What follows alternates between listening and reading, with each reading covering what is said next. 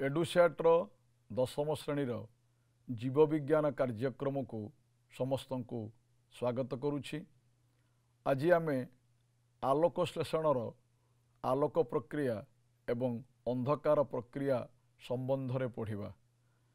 आलोक प्रक्रिया संबंध रे आमे आगुरु पढ़ी सारिथिले। अंधकार प्रक्रिया संबंध रे जानिबा पई आलोक प्रक्रिया को आमे पुणी थरे मने पकेइबा। गोटे जीव शरीर रे विभिन्न प्रकार प्रक्रिया अहरह संपादित हेउथाए जीवटी जीवन धारण करिबा पई। से प्रक्रिया को आमे जैविक प्रक्रिया बोली कहि थाउ।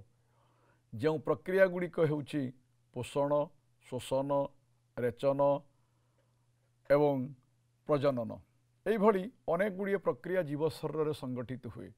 ए प्रक्रिया गुड़ी को संगठित करिबा पई शक्ति आवश्यक हुए। जीव सही शक्ति तार खाद्य ही पाई थाए। आमे पोषण प्रक्रिया रे खाद्य पाती एवं खाद्य रो विनियोग हुए। खाद्य सरल पदार्थ रे परिणत हुई आम शरीर रे विनियोग हुए। यही समस्त प्रक्रिया गुड़िक संबंध रे जेतेबेले आमे आलोचना करूचंती मन भितरे प्रश्न आसुची खाद्य किभली भावरे प्रस्तुत हेउची। पृथ्वी पृष्ठर सबुज उद्भिद माने केवल निज खाद्य निजे प्रस्तुत करि पारंती। सबुज उद्भिद जो प्रक्रिया रे निज खाद्य निजे प्रस्तुत करे सही प्रक्रिया को आमे आलोक श्लेषण प्रक्रिया बोली कहउचंती। जो आलोक श्लेषण प्रक्रिया संबंध रे आमे पढ़िबा जे आलोक श्लेषण प्रक्रिया हेउछि एक प्रक्रिया जो प्रक्रिया रे सबुज उद्भिद अंगारकाम्ल, जल, हरित लवक एवं आलोक को विनियोग करी खाद्य ग्लूकोज जातीय खाद्य प्रस्तुत करे एवं अम्लजान निर्गत करे। से प्रक्रिया को आमे आलोक श्लेषण प्रक्रिया बोली कहती। हरित लवक उपस्थिति रे आलोक शक्ति द्वारा जो प्रक्रिया रे जल एवं अंगारकाम्लर संयोग घटी श्वेतसार जातीय खाद्य प्रस्तुत हुए एवं अम्लजान निर्गत हुए, से प्रक्रिया को आमे आलोक श्लेषण प्रक्रिया बोली कहउचंती। एवं आलोक श्लेषण प्रक्रिया पई केउ केउ कारक गुड़िक आवश्यक। मु पूर्वरु कहिथिली आलोक श्लेषण प्रक्रिया को इंग्राजी रे आमे फोटोसिंथेसिस बोली कहउचंती, जहा दुईटी शब्द को नहीं गठित होईछि। गोटिए हेउछि फोटो आउ गोटिए हेउछि सिंथेसिस। फोटो माने हैला आलोक light, synthesis means to make or prepare. आलोकर उपस्थिति रे उद्भिद जो प्रक्रिया रे खाद्य प्रस्तुत करे ताहाकु आमे आलोक श्लेषण प्रक्रिया बोली कहउथुले। ए आलोक श्लेषण प्रक्रिया कथा जेतेबेले आमे विचार को नउचंती सेतेबेले आम मन भितरे प्रश्न आसे एई प्रक्रिया को संगठित करिबा पई केउ केउ कारक गुड़िक आवश्यक। आलोक प्रक्रिया को आलोक श्लेषण प्रक्रिया को संगठित करिबा पई आलोक, अंगारकाम्ल, हरित लवक, जल एवं उपयुक्त तापमात्रा आवश्यक। आलोक श्लेषण प्रक्रिया जो संगठित होउची भिन्न भिन्न समय रे वैज्ञानिक माने भिन्न भिन्न प्रकार रासायनिक समीकरण से बाबद रे कोन करिथिले ना सोचौथिले। 1937 मसीह रे रॉबर्ट हिल से आलोक श्लेषणर सठिक समीकरण संबंध रे वर्णना कले। ए प्रक्रिया रे 6टी अंगारकाम्लर अणु, 12टी जल अणु आलोक शक्ति एवं हरित लवकर उपस्थिति रे प्रस्तुत करे गोटे ग्लूकोज अणु जहाको आमे C6H12O6 बोली कहउचंती, 6टी जल अणु एवं 6टी अम्लजानर अणु। ए 6टी अम्लजानर अणु पुणी वायुमंडल को कौन करे ना निर्गत होता है। यह होची आलोक श्लेषण प्रक्रियार सठिक समीकरण। 1905 मसीह इंग्लैंडर वैज्ञानिक ब्लैकमैन कहले आलोक श्लेषण प्रक्रिया जो संगठित होची ताहा दुईटी प्रक्रिया माध्यम दे संगठित होता है। गोटिए होची आलोक प्रक्रिया बा ताकू आमे आलोक रासायनिक प्रक्रिया बोली कहउचंती, आउ गोटिए होची अंधकार प्रक्रिया बा जैव रासायनिक प्रक्रिया। आलोक प्रक्रिया जो संगठित होची ये किभली भाव में संगठित होची से बाबद आम सर्वप्रथमे कौन करवा ना जानिबा। जेतेबेले कारक गुड़िक कथा कहूली सेतेबेले मु कहूली अंगारकाम्ल आवश्यक हुए। मन भितर प्रश्न आसे जे उद्भिद यही अंगारकाम्ल केउठु पाए एवं किभली भाव में पाई थाए। वायुमंडल जो 0.03% अंगारकाम्ल अच्छी से अंगारकाम्ल को उद्भिद तार पत्र बा केतेक उद्भिदर कांडरे थिबा स्टोम साहाय्य से ताकू ग्रहण करे। यही स्टोम गठित होती दुईटी गार्ड सेल को लेकिन से गार्ड सेल दुईटी जितेबाला खोला थाए उन्मुक्त थाए से समय गैसियस एक्सचेंज हुए, गैस रो विनिमय हुए एवं अधिक परिमाणर जल उद्भिद शरीर मध्य बाष्पीभूत होता है। मन भितर वर्तमान प्रश्न जे यही गार्ड सेल बा यही स्टोम बा स्टोमाटा ये केउठी अछि ताकू जानिबा पाई आमे पत्रर अनुप्रस्थ छेद कथा विचार को नबा। गोटे पत्र को विभिन्न रासायनिक पदार्थ दे स्टेन दे ताकू आमे अणुवीक्षण जंत्र साहाय्य जदि देखिबा ताहाले ताहा एई भली भावरे कोन करा जाए ना देखा जाए। ऊपर स्तरटा को आमे कहूले तार कोन ना एपिडर्मिस, ता तळुकु रही दुई प्रकार टिश्यू, गोटे होची पालिसेड पेरेन्काइमा टिश्यू आ गोटे होची स्पंजी पेरेन्काइमा टिश्यू। ए पालिसेड पेरेन्काइमा टिश्यू रे हरित लवक थाए। जेतेबेले पालिसेड पेरेन्काइमा टिश्यू रे हरित लवक थाए सेतेबेले सही टिश्यू को आमे कहउचंती क्लोरेन्काइमा टिश्यू एवं ए जगार अच्छी बंडल सीथ रे तार अच्छी जाइलेम एवं फ्लोएम दुई प्रकार टिश्यू को नहीं ताहा मध्य गठित होईची। उद्भिद माटीरू जल एवं खनिज लवण जाइलेम टिश्यू साहाय्य शोषण करिथाए। पत्ररे जो खाद्य प्रस्तुत हुए से खाद्य फ्लोएम टिश्यू माध्यम उद्भिदर विभिन्न अंश को परिवाहित होता है। आम ए जगार देखुंती किभली भाव में कौन कर स्टोमाटा बा स्टोम अच्छी जो स्टोम मध्य दे गैस रो विनिमय हवा संगे संगे अधिक परिमाण जल किभली भाव में उत्सर्जन प्रक्रिया रे बाष्पीभूत हुए। वर्तमान दीटा कोषर डिफरेन्स कथा आम जानिबा। खाली गोटे पॉइंट रु आम विचार को नबा। गोटे उद्भिद कोष गोटे प्राणी कोष। उद्भिद कोष रे लवक थिबा जोगु उद्भिद कोष खाद्य प्रस्तुत करि पारे। प्राणी कोष रे लवक नथिबा जोगु ताहा खाद्य प्रस्तुत करि पारे नाही। जो उपादान सबुठारु गुरुत्वपूर्ण आमर खाद्य प्रस्तुत करने पाई आलोकश्लेषण प्रक्रिया माध्यम उद्भिद सबुठ गुरुत्वपूर्ण होची आमर हरित लवक। हरित लवक रे जो सबुज कणा अच्छी से हरित लवकर आमे कौन करवा ना देखिबा पिक्चर। ये गोटे द्विस्तर विशिष्ट झिल्ली द्वारा कौन कर आवृत होईची। ता भितरे गोटे अर्ध तरल पदार्थ अच्छी जो अर्ध तरल पदार्थ को आमे कहउचंती स्ट्रोमा एवं ता भितरे अच्छी आउ सरु सरु फिलामेंट भलिया जहाँ को आमे कहउचंती कौन ना थाइलाकॉइड। अनेक गुड़े थाइलाकॉइड जेतेबेले परस्पर परस्पर सहित सज्जित होइकी रहिचंती सेतेबेले आमे ताकू कहउचंती ग्राना। आलोकश्लेषण प्रक्रिया पाई जो विभिन्न प्रकार एंजाइम गुड़िक आवश्यक से एंजाइम गुड़िक हरित लवक रे थाए। जोंथिपाई एई एंजाइम गुड़िक ही मुख्य भूमिका ग्रहण करिथांती। आमे जो दुईटी प्रक्रिया कथा जानिले आलोक प्रक्रिया एवं अंधकार प्रक्रिया। आलोक प्रक्रिया ग्रानारे होउथला बेले अंधकार प्रक्रिया स्ट्रोमारे ही कौन करे ना संगठित ही थाए। तापर आमे जिबा आलोक पक्कू। आलोक को पुणी आमे दुई भाग रे विभक्त करिसंती दृश्यमान आलोक एवं अदृश्य आलोक। दृश्यमान आलोक ही आलोकश्लेषण प्रक्रिया पाई आवश्यक सबुठु गुरुत्वपूर्ण भूमिका ता मध्यरु ग्रहण करिथाए। लाल रंगर आलोक लोहित रंगर आलोक।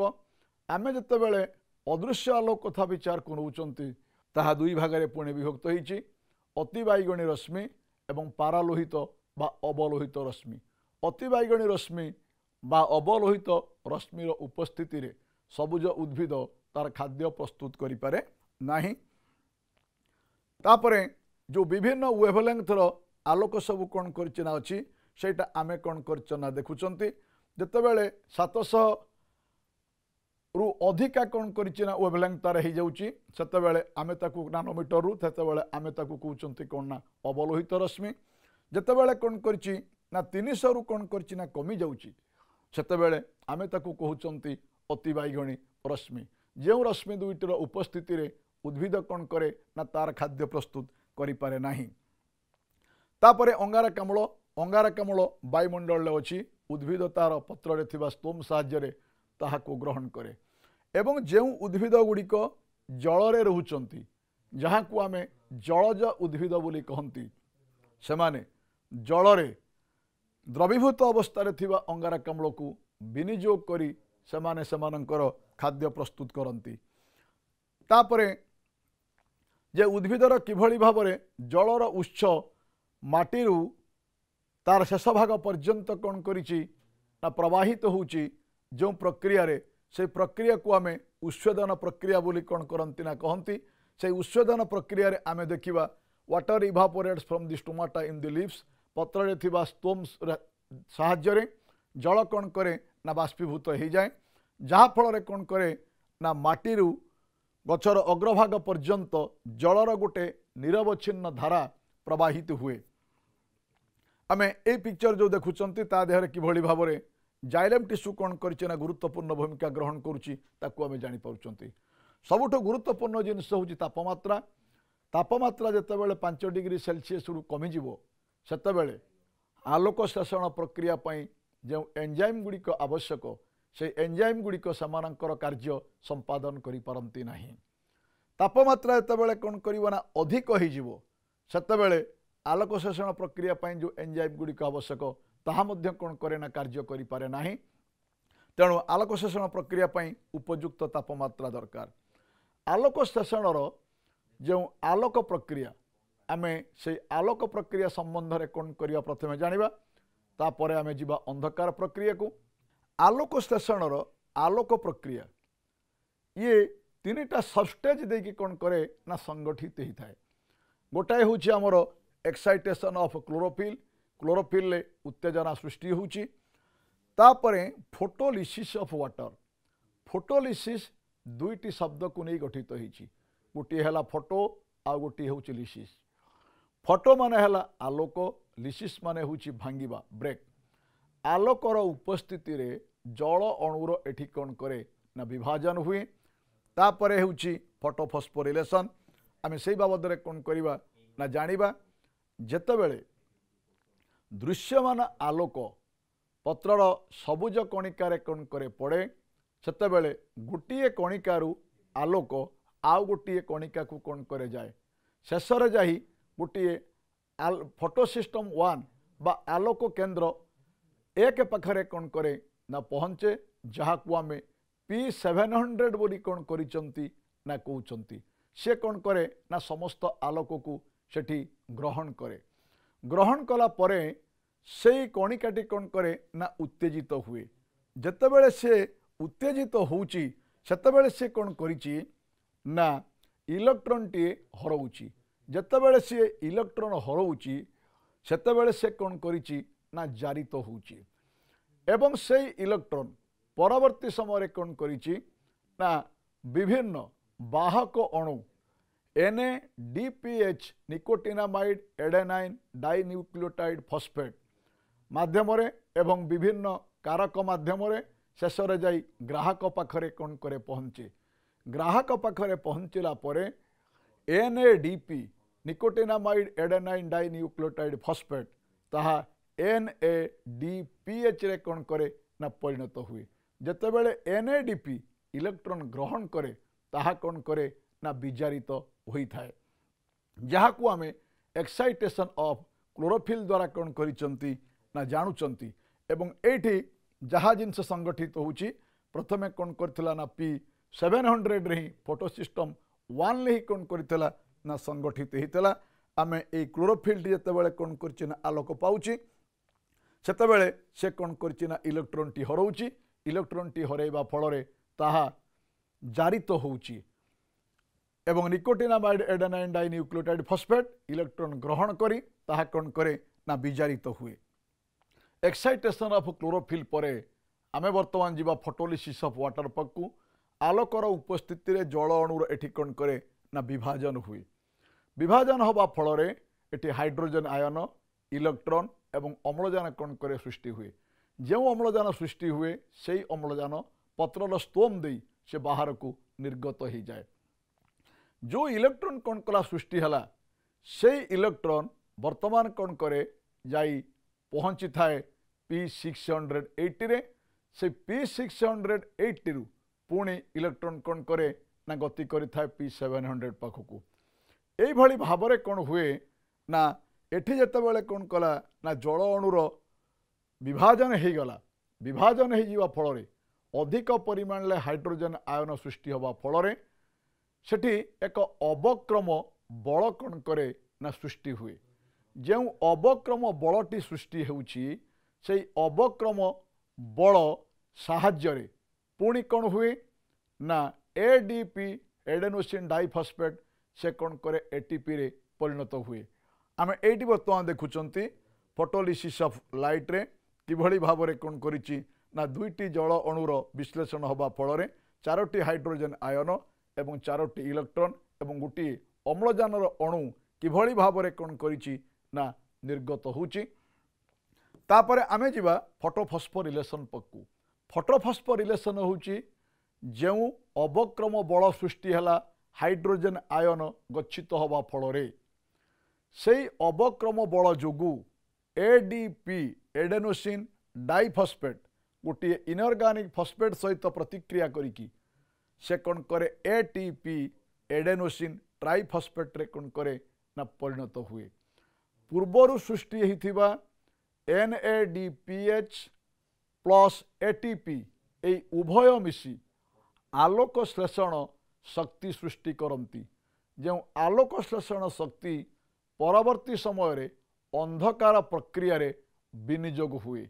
मोटामोटी भाव में आमे आलोक प्रक्रिया कथा विचार को नेला बेले तीनिटा जिनस कथा विचार को नेले आमे एक्साइटेशन ऑफ क्लोरोफिल जेतेबेले आलोक पड़ुची सेतेबेले उत्तेजित होउची किए ना हरित कणिका उत्तेजित होई सेठु कौन करिछि ना इलेक्ट्रॉन ना जो आलोक से कौन करिछि ना स्थानांतरित होउची आछि। फोटो सिस्टम 1 ताकू कौन कला ना ग्रहण कला जाकू P700 बोली कहउतले सेठु कौन करिथिला ना इलेक्ट्रॉन निर्गत होउतला से गुड़ाक विभिन्न बाहक अणु माध्यम आसिकी ग्राहक अणु NADPH ताकू ग्रहण करुथला। ग्रहण कला परे परवर्ती समय जलर आलोक विश्लेषण हला। जलर आलोक विश्लेषण परे सेठी जो हाइड्रोजन आयन सृष्टि हला सेठी एक अवक्रम बल सृष्टि हुए। से अवक्रम बल जोगु वर्तमान ADP ATP रे परिणत हला। तेणु ATP एवं NADPH ताहा मिसी आलोक श्लेषण शक्ति सृष्टि होउची जहाँ अंधकार प्रक्रिया रे विनियोग होउची। अंधकार प्रक्रिया मध्य ठीक से भली तीनोटी फेज दे संगठित होता है। गोटे होउची कार्बोक्सिलेशन फेज आउ गोटे रिडक्टिव फेज आउ गोटे रीजेनेरेशन फेज जहाँ को सर्वप्रथमे मेलभिन एवं केल्विन नामक जड़े वैज्ञानिक आविष्कार करिथिबारु तांकरी नाम अनुसार आमे ताकू केल्विन साइकिल बोली कौन करिसंती ना कहउचंती। जो प्रक्रियाटी संगठित होता है जे हरित लवकर थिबा स्ट्रोमा रे जो स्ट्रोमा रे विभिन्न प्रकार एंजाइम अच्छी ए प्रक्रिया को संगठित करिबा पई आमे फास्ट जीवा कार्बोक्सिलेशन फेज पक्कू। जो कार्बोक्सिलेशन फेज रे उद्भिदर जो स्ट्रोमा ये कौन करे ना अंगारकाम्ल गैस को ग्रहण करिथाए। अंगारकाम्ल गैस वर्तमान कौन करे ना विसरित प्रक्रिया माध्यम रे विभिन्न स्थान को कौन करे ना परिवाहित होता है से स्ट्रोमा भितर एवं सेठी कौन करे ना थाए राइबोलोज बिसफॉस्फेट 5 कार्बन विशिष्ट राइबोलोज बिसफॉस्फेट थाए। से राइबोलोज बिसफॉस्फेट ए अंगारकाम्ल को ग्रहण करे। ग्रहण कला परे 3 कार्बन विशिष्ट दुईटी अणुरे पुणी परिणत हुए। से 3 कार्बन विशिष्ट अणु को आमे कहउचंती फॉस्फोग्लिसेरिक एसिड जहाँ को आमे ए फॉस्फोग्लिसेरिक एसिड बोली कौन करना कहउचंती। दुईटी 3 कार्बन विशिष्ट अणुरे कौन करे ना परिणत होता है। यही प्रक्रिया को संगठित करिबा पई जो एंजाइम टी गुरुत्वपूर्ण भूमिका ग्रहण करे ताकू आमे कहउचंती rubisco ribulose bisphosphate carboxylase oxygenase से एंजाइम रो पूरा नाम जहाकू आमे रुबिस्को एंजाइम बोली कौन करती ना कहती ए रुबिस्को एंजाइम कार्बोक्सिलेशन फेज रे सबुठारु गुरुत्वपूर्ण भूमिका ग्रहण करिथाए। आमे जो कथा कौन करना ए जगार देखिपुंट कार्बन डाइऑक्साइड किभली भाव में कौन करिछि ना ग्रहण करिछि रुबिस्को एंजाइम साहाय्य पुणी केमिति 3-फॉस्फोग्लिसरिक एसिड रे से परिणत होइछि एवं एटीपी किभली भाव में कौन करिछि ना सृष्टि होउछि। ए कथा जहाँ संगठित होउछि से रुबिस्को एंजाइम साहाय्य कौन करिछि ना संगठित होउछि। तापरे गुरुत्वपूर्ण भूमिका ग्रहण करे कि ना रिडक्टिव फेज रे ए रिडक्टिव फेज रे अंगारकाम्ल कौन करे ना मिसे कहा सहित ना हाइड्रोजन सहित मिसे के से कौन करे ना ग्लूकोज रे परिणत हुए। ए जो फॉस्फोग्लिसरिक एसिड सृष्टि होता विभिन्न प्रक्रिया एवं विभिन्न एंजाइम मानक उपस्थिति रे ताहा ग्लूकोज रे परिणत हुए। ग्लूकोज रे परिणत होबा संगे संगे एठी कौन हुए ना गुरुत्वपूर्ण भूमिका ग्रहण करिथा कि ना रिजेनेरेशन ऑफ आरयूबीपी राइबोलोज बिसफॉस्फेट कौन करिछि ना या परे कौन करिछि ना सृष्टि होउछि कार्बोक्सिलेशन फेज रिडक्टिव फेज। आमे जो कथा कौन करिवा ना देखिबा या कार्बोक्सिलेशन फेज गला कार्बोक्सिलेशन फेज परे आमे आउ गोटे फेज जहाँ को लास्ट कहते आमे रिजेनेरेशन फेज।